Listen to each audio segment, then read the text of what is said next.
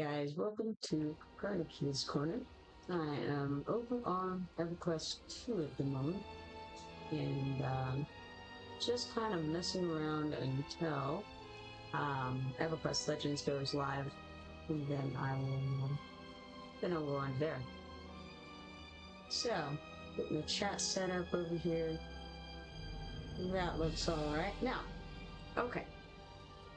We're in Zek at the moment. I'm on the docks. And, okay. I didn't finish collecting the Talon Brigade hero gravestones last night. And, so I should be able to go and grab the last one of those that I need, I think. And probably I can go and start the Sullen ones. Now, the ones over in the Sullen area, I might start having guys who are aggro to me over there. I'm not really sure. Over here, we're pretty gray, so it's not a big deal to run around and pick these up. It may be a little bit more of a hassle once I get over to the Sullen area. We shall see. For those of you who don't know, right over here, there's a skeleton. You see where my cursor is turning into a hand right there? There's a skeleton up there, and if you click it, you can get a page of a collection. That is a static shiny, basically, so it'll always be there unless somebody has recently clicked it. Looks like we found the gravestone that we need over here. So we'll click on that, and that'll finish that quest up. Now it says, I collected a number of Talon Brigade gravestones before they vanished into thin air. In their place, I found orc plunder, a gift from the spirits of heroes or a curse. Okay. We've got a Warrengard ring, Warrengard helm, Warrengard shield, Warrengard gladius, and Warrengard trinket. No, trident. Sorry, trinket would be different. However, I got the gladius last time. It's right here. It's a kind of a cool looking thing. Let's see that again for you. So there it is, and that's the gladius in question. And so next, I think I want to get this shield because I like it. I don't really need either one of them.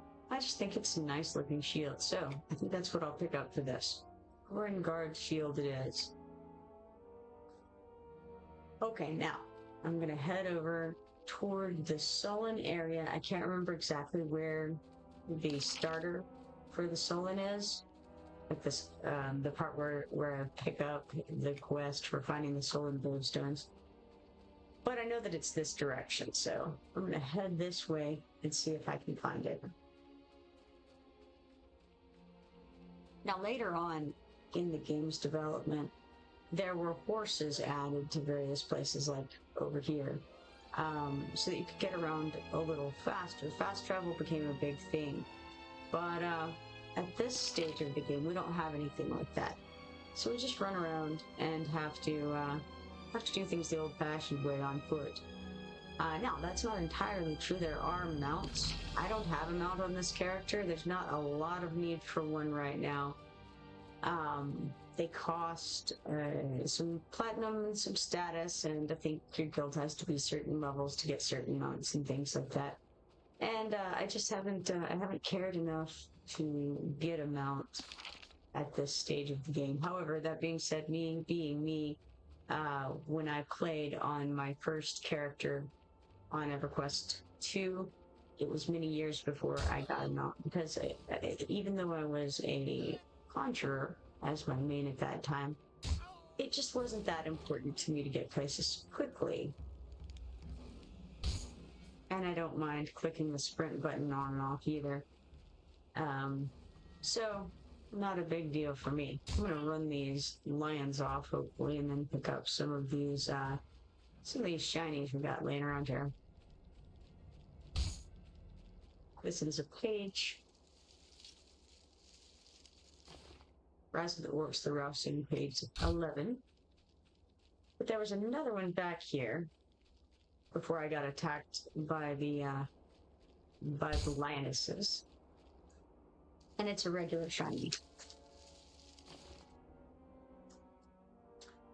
So, as I previously was trying to indicate, I won't be on this for very long right now because I think that EverQuest Legends is going to go live in less than an hour at this point.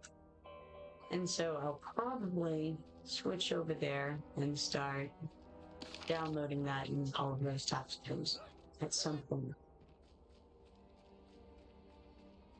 Wasn't able to get that, it was stuck in a tree or something.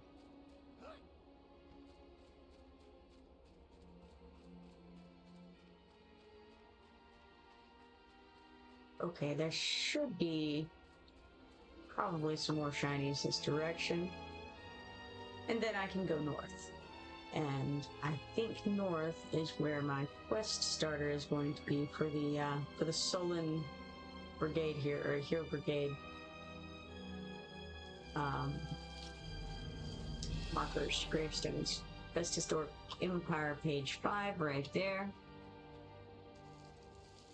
And then we have Foreman Garzgog Diary, page 11. Oh, that's one of them that I've definitely already finished. Not sure what exactly hit me right then. Maybe something wore off from a detriment that had been put on me. Probably. Oh, interesting. Okay, it's just showing me that these are the things that I have to do here. It's just kind of odd. Anyway, onward.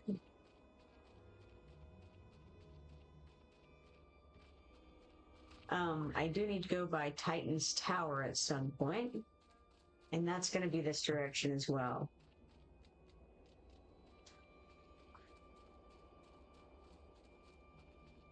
I'm going to go around this direction. I don't think that there's going to be anything over here that I need.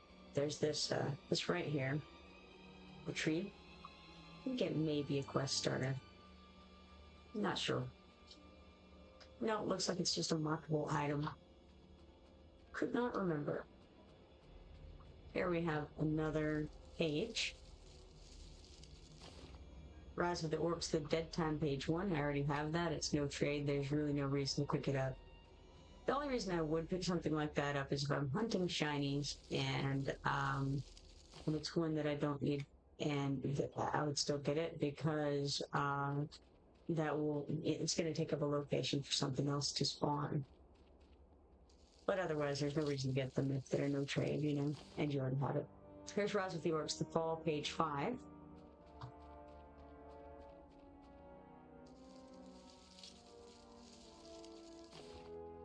Rise of the Orcs, the Rousing, page 10. Very nice. We need that one. Let's grab it. We only need one more after that, and that's of a no-trade collection, it seems.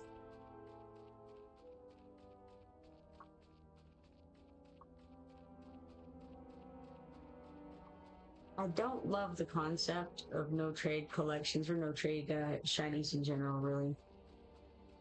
It doesn't make sense because you end up getting a lot of the same things when you're out shiny hunting, and you don't need them all. And why should it be that you're forced to spend hours upon hours hunting for shinies and just deleting a bunch of things when you could otherwise be trading with other people and getting it that way? It seems a little I just don't know what the purpose of that is, other than just forcing people to be out there trying to get the same collections and forcing everyone, in order to finish that collection, to be fighting for it, basically. There's an unscathed carabone fragment. So for me, that doesn't make a lot of sense, but it is what it is. And at different times of the game, sometimes things are tradable and sometimes they're not. There's another shiny, very nice. Unscathed workroom fragment that time. The vast majority of the shinies in the game are tradable, so there's that. And of course, you know, another page here. Woman Garzgog Diary, page 5.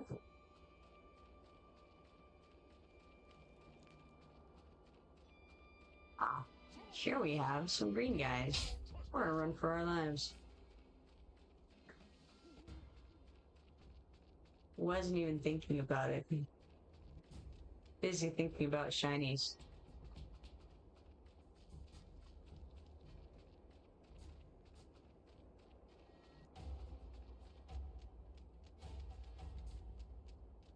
And there was a clickable back there, and I think that it was a part of a quest, but not a starter. It's Foreman Gar's Gog Diary, page 4. We don't need that. And it's no trade. And the Orcs of North, page 4. The fact that those guys were green means that I might want to take a little more care in this area. So this is going to be the starter for the balance, I believe. Oh yes, we're going to attack. Suppose we will try to kill these guys. Unfortunately, I've just been running.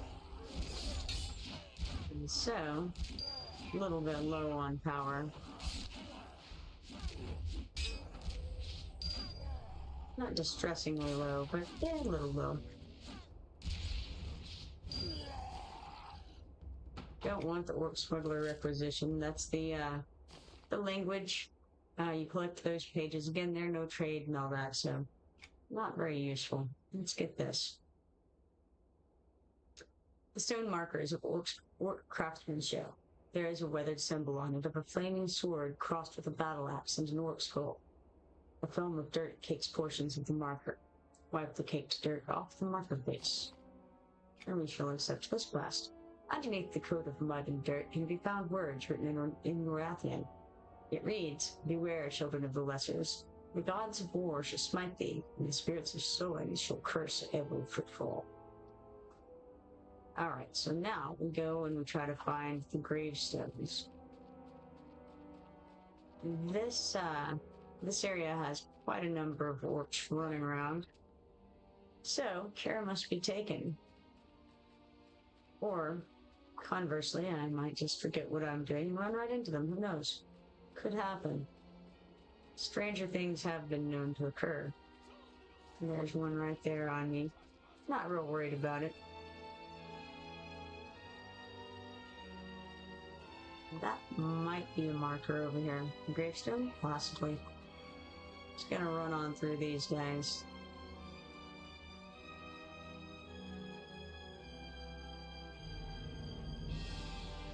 It is indeed.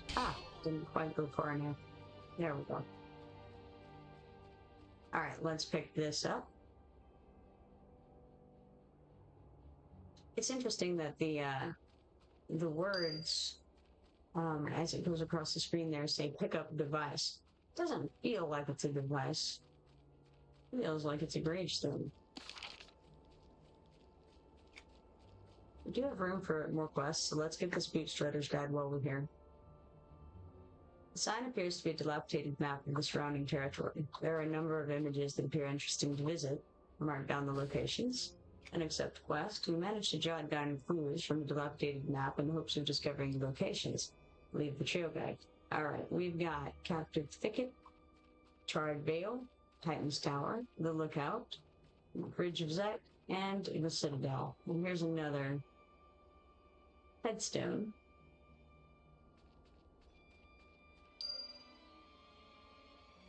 Could go invis, and then I would not be chased around like this. There's some rope hanging out. But I'm not sure I care enough to do all that. Let's grab this shiny here. It's another page. And we've got another tombstone over there. Jared Northstar's Journal, page 3 right here. And then let's make our way over here. And there's another... What is this? I don't remember what that's for. Alright. There's a gravestone. That was number 3.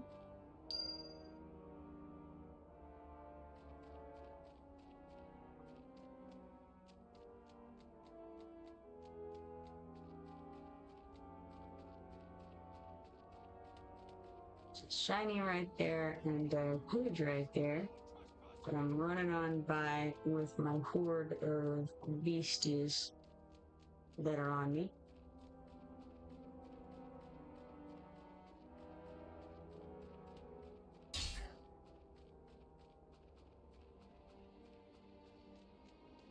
And here's another tombstone. Visited Titan's Tower. That's interesting. I didn't even have to go up on it. See, this here is Titan's Tower. Goes up and around. Did I get it for both quests or just the one? Nah, I didn't get it for that one. Probably have to run up it.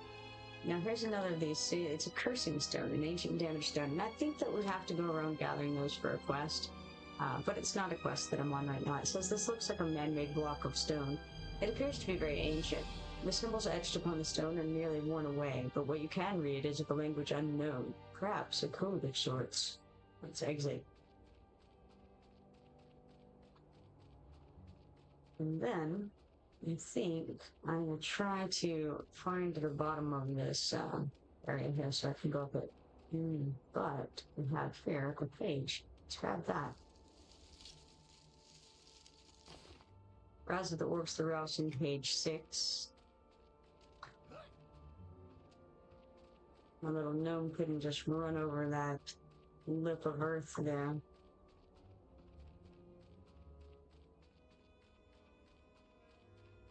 So we're going to go up here and hopefully get the update that I'm looking for. Deathfist Lookout. And I did update this as well. Visit the location known as Castle Bogstrider. Now that's going to be Deathfist Citadel. So we also need Captive Thicket, Charred Vale, Bridge of Zek, and Citadel still. So the Citadel is, let's see if I looked through this or not. I did, that's great. Okay, so, don't do that at home, kids, only for scouts. Alright, so, we need to head over to Charred Vale. It's right over here. And I still need one more, gravestone. There it is, right there.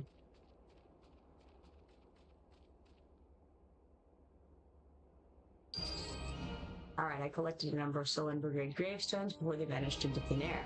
In their place, I found orc Plunder, a gift from the spirits for the heroes, or a curse. So we have the shield, we have the gladius. What else might I want? The trident's kind of cool, let's grab it.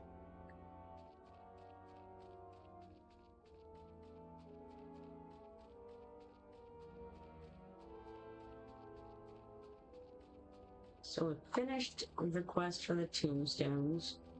We've run around and gotten our Titan's Tower update for 2 different quests. I'm going to try to get over to Charred Vale, which is this way. See the dark spot on the map down there to the southeast? And that is Charred Vale. It's got some treants in there. They're named right over there.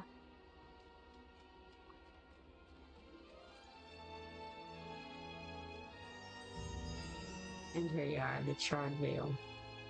These guys are still aggro to me as well. There was another of those ancient stones or whatever. Okay, let's see. We need to go to the Bridge of Zek and Citadel, which is both to the north of us. So, on the bridge, there's another of those static shinies. The bridge going to Deathfist Citadel, right in the middle. There's a skeleton on the bridge. And, we ought to be able to pick it up on the way. There it is, I think. So we got the bridge update, and here's the shiny. It's Rise of the Orcs, the Ball, page 12.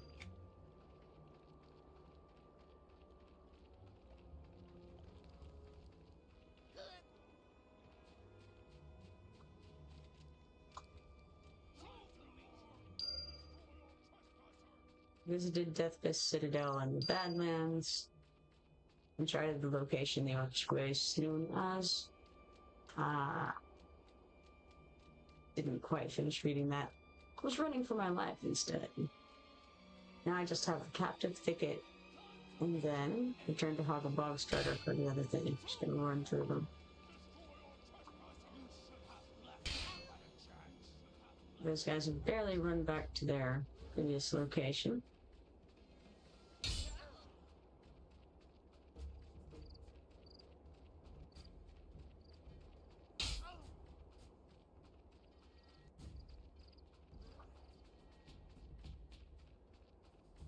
Okay, Captive Thicket. I think the Captive Thicket... No, I may be wrong. I was thinking that the Captive Thicket was right to the south of where I was a moment ago. Also, I should not have gone through the water.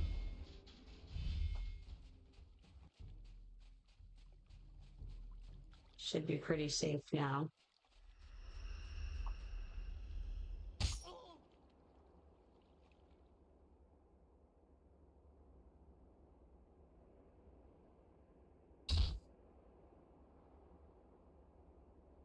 Alrighty. So I'm thinking that the Captive Thicket is down here, over in this area? I'm not sure though. Could be wrong. Easily enough.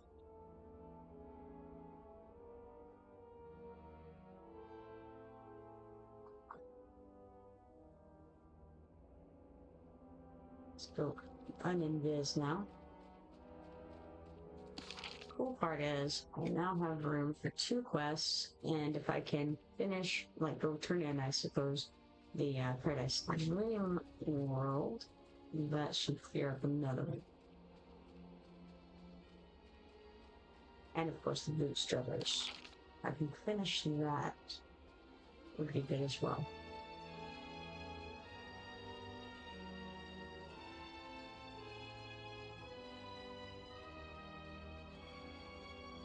No, shiny. That was, in fact, the Captive Thicket. I thought it was, but it's been so long, I wasn't sure. We got 56 silver and 61 copper for that. Here we have an unscathed Rutonga bone fragment. Okay, so I've finished all of those things. Let me see if there's anything else that I ought to be looking for here. Cobalt pepper, geyser, okay, that's all the chefs, or the, are they called, what are they called around here? Foragers, or, I can't remember what they call them. The orcs that carry those. Could be, I don't know, no provisioner, don't remember.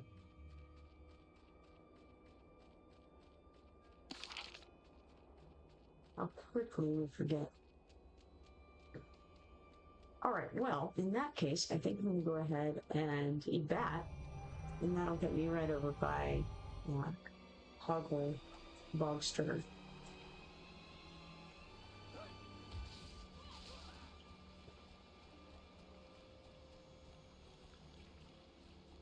He should be right over here, around this corner.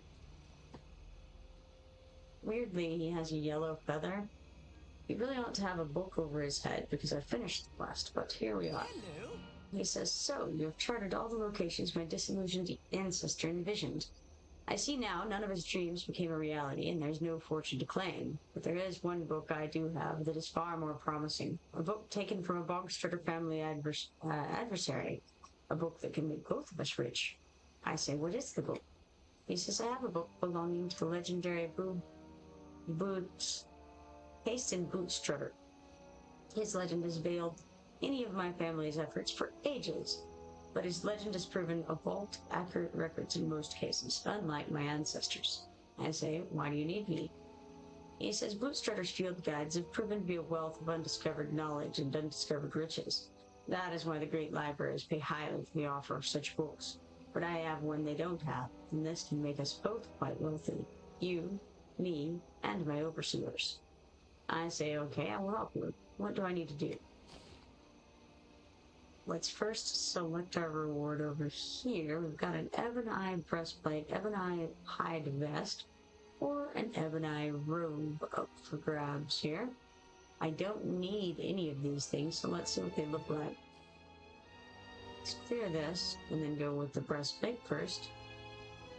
Looks like this. That's kind of interesting for a breastplate. Then we've got the ebony vest. Looks like this. And the ebony breastplate.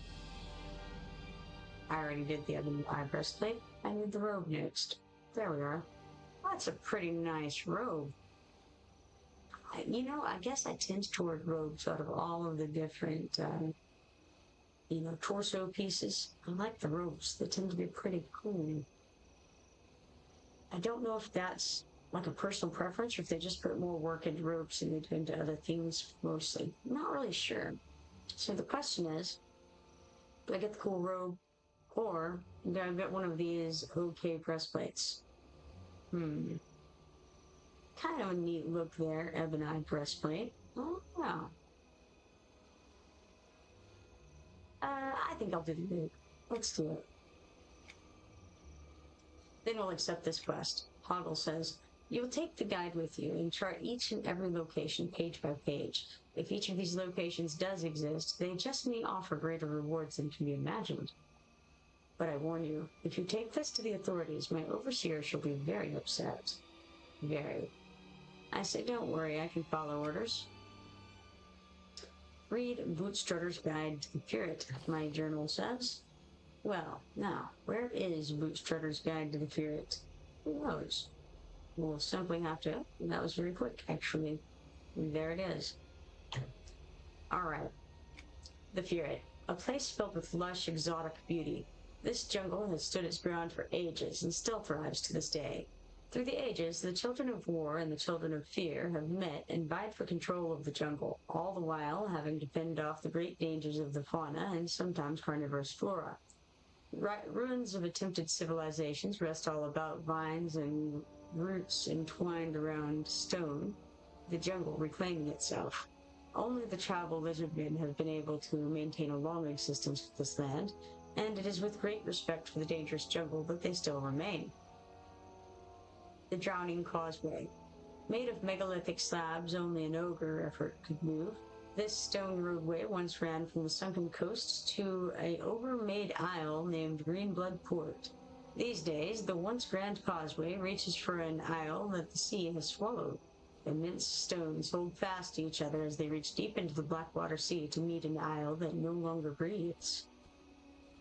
Explorer's Haven. Emerging from the coast, a person may find themselves being chased from the ancient ogre roadway and deeper southward. Here is where, in the dense walls of the rising foothills, a path exists leading toward a hidden vale. Here in this vale, few lizardmen venture, and here is where explorers may find a place for retreat. But remember to post a watch. There is but one way into this vale, and one way out. If you get trapped in here, there is nowhere to run. Thulian Glade. Representing the god of fear, this location is defined by a circle formed by ancient pillars or totems of stone. The very trees that claim most structures that attempted to defy the land here refused to enter the clearing, creating a glade fit for a campsite, but bones often found within hint that this is no place to rest. The Thulian disciples are ravenous. The Crescent Shrine. Traveling deep along the boulder-paved ogre roadways, one will find this ancient shrine. Massive stones line the perimeter as a great carving of a crescent creates a focal point or altar of the shrine. Ancient records tell that those were once points of energy for ogre mages. They have been reported wherever ogre empires have stood or soon to be conquered territory. I have seen such sites even in the highlands of Korner, now known as the Thundering Steppes. There they stand defiantly, but here they appear gasping for breath as the roots of the Feerrott squeeze the life from the shrine. Murdunk's Fall. Draining from a water source unreachable, Murdunk's Fall spills into the jungle floor. Two nostrils pour forth gushing green water, the blood of the ogre hero Murdunk, as the ogre myths record. Murdunk was the destroyer of the Wrath Council, gods of the earthen plane. He slew them and formed the Wrath Mountains and became legend.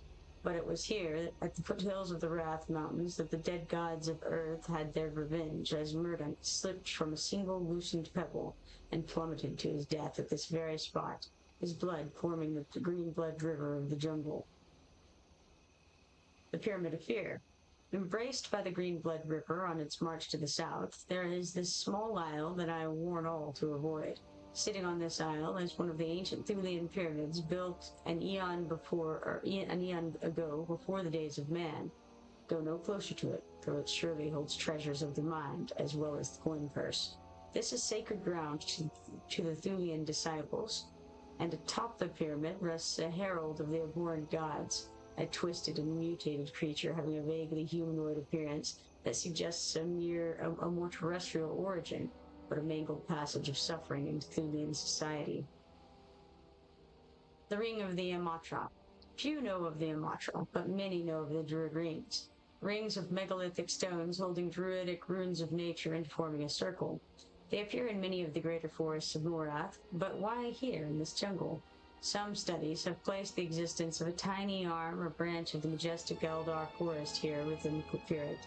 That arm is called the Amatra Forest to those who believe, and these are its stones. Secret Meeting.